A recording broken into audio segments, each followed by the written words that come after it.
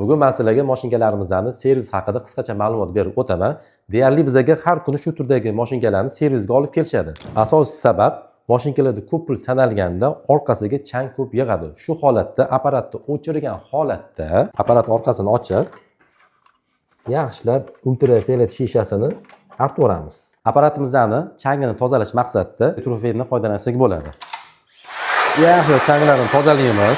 Orqasidan, oldidan. Apparatimiz chang tozalangandan keyin ideal holatga keladi. Mijozimiz mashinani bizdan 3 yil oldin olganlar, mashinalari pulni yaxshi sanamay qolgani uchun bizga olib keldilar. Biz buni profilaktika qilib ideal holatga keltirdik. Endi mashinani pul sanashini bitta ko'rib chiqamiz. Mana mashinamiz pulni ideal holatda sanadi. Shu joyiga e'tibor berib o'tganmiz. Mashina yillar davomida ishlaganda rezinkalar qurib ketadi. Va mutaxassis maslahati bilan bu joyini burashga tavsiya qilamiz. Yangi mijozlarimizda kuzatiladigan holat shu funksiyani bosib qo'yishadi. Bu funksiya ikkita etajli apparatimizda kerak bo'ladi, pullarni o'ng chapini to'g'irlash uchun. Ayrim holatlarda detektorni o'chirib qo'yishadi. Bunda falshifka pullarni aniqlamaydi. Imkon qadar detektor 2 da turgan ma'qul. Pul sanaydigan mashinalarda servisida muammo bo'ladigan bo'lsa, mutaxassislar bilan maslahatlashishni tavsiya qilamiz.